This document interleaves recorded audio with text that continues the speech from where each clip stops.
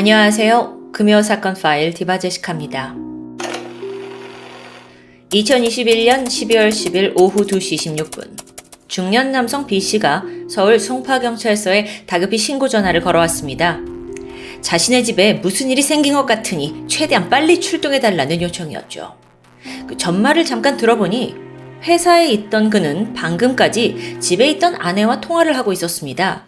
그러다 수화기 너머로 초인종 소리가 들렸어요. 잠시 후 낯선 남자 목소리와 함께 뭔가를 때려 부수는 소음이 들려왔죠. B씨는 아내를 다급히 불렀지만 대답은 돌아오지 않았습니다.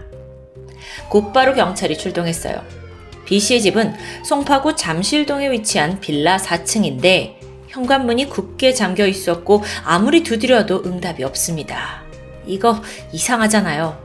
불길함을 느낀 경찰은 강제로 문을 열고 들어갔고요. 끔찍한 광경이 눈에 들어옵니다.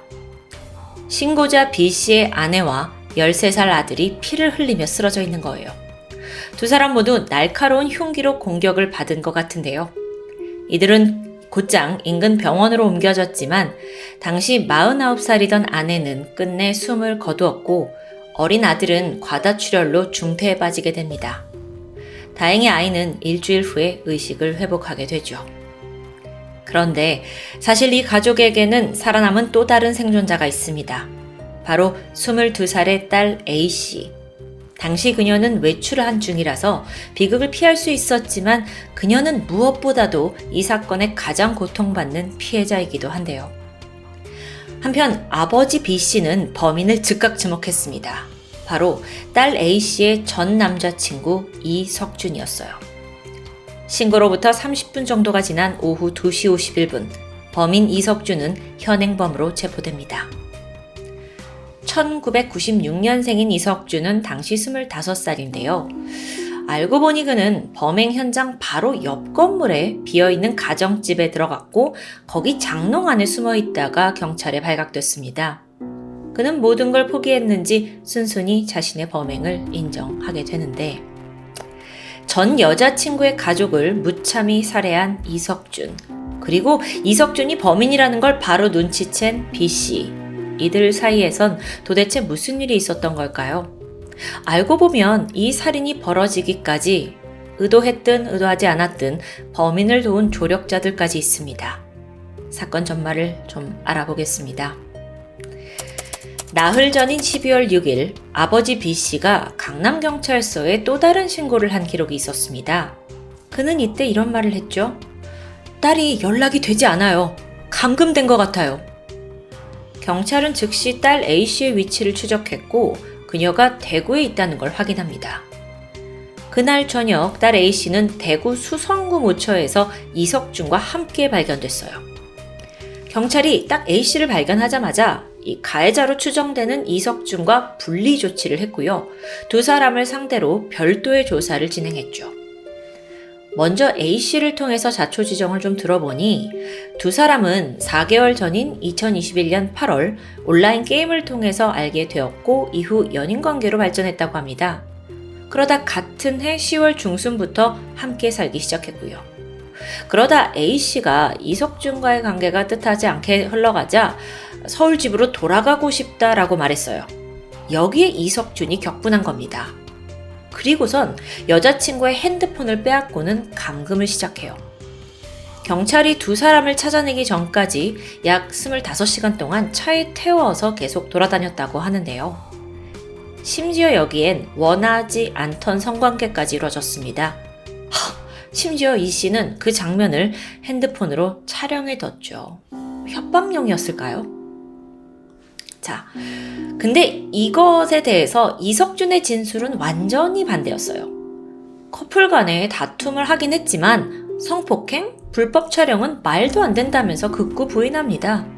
그러면서 경찰이 임의 동행하자라는 거에도 순순히 응했고 핸드폰 제출해달라라는 요구에도 선뜻 자기 핸드폰을 내주었고요.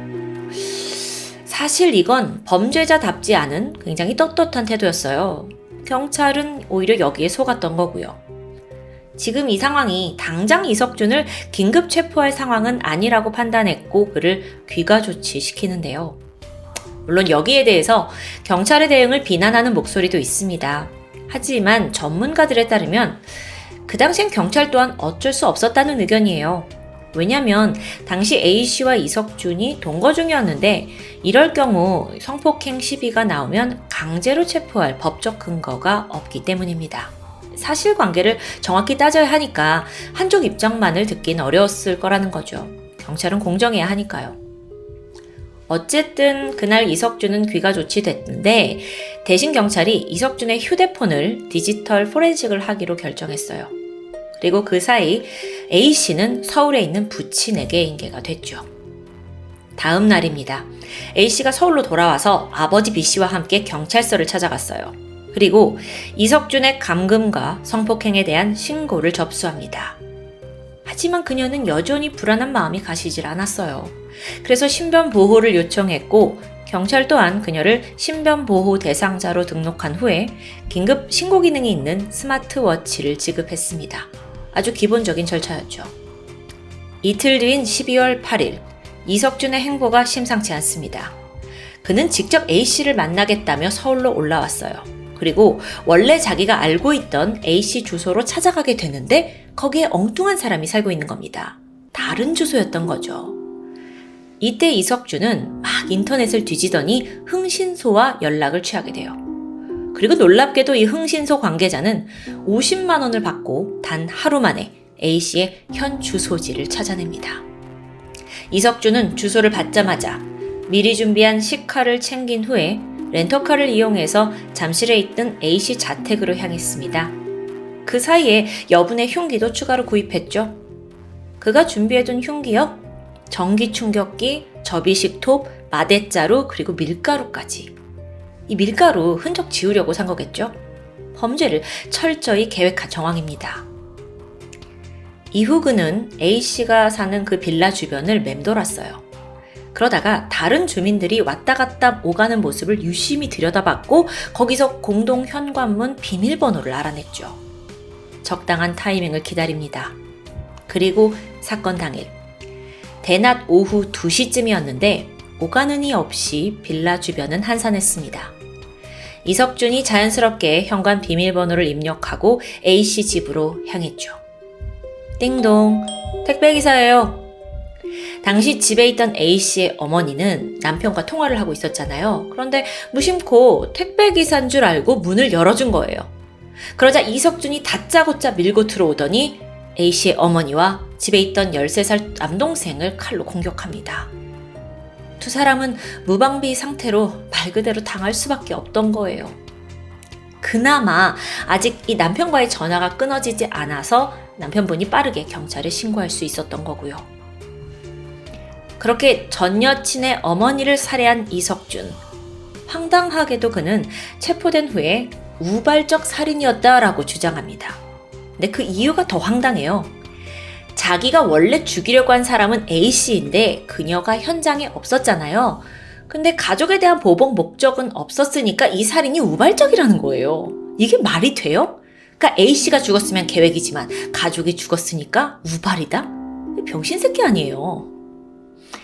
아니 흥신소에 돈 주고 주소 찾아내고 흉기가 뭐 한두 개도 아니고 전기충격기에 밀가루까지 준비했습니다. 게다가 현관 비밀번호도 염탐해서 알아냈는데 이건 명확하게 계획했다는 증거예요. 황당한 주장에 제가 더 화가 치미는데요. 당연히 경찰은 이 주장을 전면으로 반박했고 결국 그의 신상을 공개하기로 결정합니다. 그렇게 이석준은요, 국내 최초로 머그샷이 공개된 강력범죄 피의자가 되죠. 참고로 여러분, 머그샷이라는 건요, 경찰이 직접 촬영한 식별 가능한 피의자 사진입니다. 외국에선 흔해요. 제가 토요 미스테리에서도 머그샷 많이 보여드리니까요. 근데 우리나라에서는 좀 이게 낯선데요. 2010년에 만들어진 신상공개 법률에 따르면 당사자가 동의를 할 경우에 머그샷을 공개할 수 있습니다. 하지만 그동안 아무도 동의하지 않았죠. 그래서 공개된 적이 없고요. 대신에 주민등록증에 있는 신분증 사진 공개를 원칙으로 했다는데요. 근데 문제가 있어요. 그건 현재의 범인의 모습과 다르잖아요. 그래서 논란이 생겼죠. 이석준의 경우에는 이제 체포되고 나서 찍어놓은 머그샷 공개에 자기가 동의를 했고 체포 당일 촬영한 사진이 그대로 배포되었습니다. 다시 사건으로 돌아와서 경찰 조사 결과 이석준의 살인 동기는 자신을 신고한 것에 대한 보복이었습니다. 전 여친 A씨와 아버지 B씨가 성폭행 혐의로 자기를 신고한 것에 앙심 품고 보복 범행을 계획했고 또 실행했고요. 그런데 여기서 한 가지 의문이 있어요. 이석준이 너무도 쉽게 A씨의 주소지를 알아낸 점이에요. 아무리 흥신소가 불법적인 방법을 이용한다 하더라도 어떻게 하루 만에 개인정보를 이렇게 찾아내는 게 가능할까요? 아니, 이러면 안 되는 거잖아요. 그 사람도 처벌 대상이고요. 결국 주소를 건넨 그 흥신소 관계자 역시 개인정보 보호법 위반 혐의로 체포가 돼요. 그런데 그에게서 충격적인 진술이 나옵니다. 자기가 개인정보를 얻어낸 그 원천지가 다름 아닌 공무원이라는 점이에요. 흥신소에 정보를 판 그 사람은 수원시 권선구청에 근무하던 41살의 공무원 박 씨였습니다. 더 조사해보니까 그는 지난 2020년부터 2년 동안 사람들의 주소, 차량 정보, 이런 시민 개인 정보 1,100건을 무단으로 조회한 후 흥신소에 팔아넘겼어요. 그렇게 벌어들인 돈이 약 4천만 원대였고요. 아니, 대부분의 공무원이 개인 정보를 이렇게 마음대로 조회할 수 있는 건 아니라고 해요. 근데 박 씨는 담당하던 업무 중에 하나가 건설기계 조종사 면허 발급이었어요. 그래서 수원시가 박 씨 공무원한테 자동차 및 건설기계 시스템에 접근 가능한 권한을 주었던 거고요. 그리고 이 시스템 내에 160만 명 이상의 개인정보가 들어있었던 겁니다. 이거 덕분에 박 씨는 국토부 장관의 승인도 받지 않고 마음껏 사람들의 개인정보에 접근했던 거고요. 여기서 또 허술하게 무너진 관리 문제가 여실히 드러나게 되죠. 아마 박 씨는요, 용돈벌이차 사람들의 정보를 팔아넘겼을 겁니다. 하지만 이 행위로 인해 누군가는 목숨을 잃는 일이 발생하고 말았어요. 참고로 과거 N번방 사태 때에도 이런 비슷한 방식으로 개인정보 유출이 있었는데요. 주민센터에서 사회복무요원으로 일하던 공범 최 씨가 주범 조주빈에게 개인정보를 팔아 넘겼던 사례 기억하시죠? 이렇다 보니 공무원들의 개인정보 관리에 대한 뭔가 좀 강력한 제재가 필요하지 않냐라는 지적이 너무도 당연해 보입니다. 조금 더 덧붙이자면 그렇게 해서 도입된 제도가 원 스트라이크 아웃 제도라고 합니다. 그러니까 공무원이 고의로 국민의 개인정보를 유출하게 될 경우 즉시 공직에서 파면 또는 해임하겠다는 대책이에요. 제2의 이석준을 맡겠다는 명목하에 탄생했죠. 근데 또 한편으로는 아니 아직까지 이런 조치가 없었어? 라는 오히려 좀 당황스러운 의문이 들기도 했는데요. 여태껏 그냥 공무원이 알아서 우리 정보를 잘 지켜주겠지라는 아니란 생각으로 수천만 국민의 개인정보를 맡겨왔다는 사실이 저는 놀랍기만 합니다. 자, 다시 사건으로 돌아와서 판결 내용을 볼까요? 우선 그 공무원 박 씨는요, 정보를 유출한 혐의로 공무원 당연히 파면되었고요. 이후 재판, 항소를 거쳐서 2023년에 결국 징역 5년이 확정됩니다. 또 범인에게 주소지를 판매한 그 흥신소 관계자도 사실 이들이 한둘이 아니긴 한데요. 각각 징역 1년에서 4년씩 선고받았고요. 마지막으로 얼굴 공개가 된 이석준은 여러 번의 재판을 거치는데 검찰 쪽에서는 그가 철저히 계획된 보복살인을 했다라는 점을 강조했습니다. 재판부가 이걸 받아들였어요. 그리고 결국 최종심에서 무기징역형을 확정하게 되죠. 뿐만 아니라 80시간의 성폭력 치료 프로그램 이수와 함께 앞으로 아동, 청소년, 장애인 관련 기관에 10년 동안 취업을 제한하는 명령도 내리게 됐습니다. 재판장이 선고를 마친 후에 이석준에게 이런 말을 남겼어요. 사형에 처해도 할 말이 없을 만큼 극악무도한 범죄를 저질렀으니 응분의 처벌을 받고 참회하시오. 여기에 이석준은 고개를 푹 숙인 채 네 라고 대답했는데요. 이 짧은 대답, 과연 진심에서 우러나온 말인지는 모르겠습니다. 하지만 그 대답만으로 가족을 잃은 유가족의 고통에 위안이 될 순 없겠죠. 오늘 사건을 혹여나 듣고 나서 이런 댓글을 남기시는 분은 없겠죠. 아니 그러니까 애초에 동거를 하지 말았어야죠. 여러분, 남녀 간의 문제는 그들의 결정입니다. 이 사건이 애초에 동거에서부터 비롯된 것이 아닌 거 잘 알고 계시죠? 좀 구시대적인 발상으로 사건 포인트를 잘못 잡으시면 안 돼요. 현 2023년에는 서로에 대한 배려와 책임감으로 성숙한 동거를 하는 커플들이 주변에 많이 있잖아요.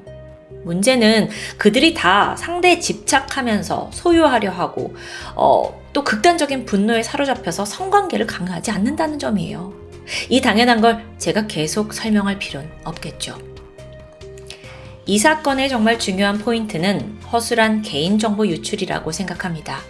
또 신변 보호를 요청했지만 결국엔 A씨의 가족들이 상해린을 당했어요.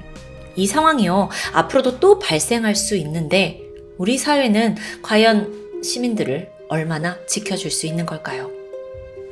다시는 같은 비극이 반복되지 않도록 제도적인 울타리가 더 촘촘히 마련되길 바랍니다. 그리고 마지막으로 안타깝게 목숨을 잃은 A씨 어머니의 명복을 빌겠습니다. 지금까지 금요사건 파일 디바제시카입니다.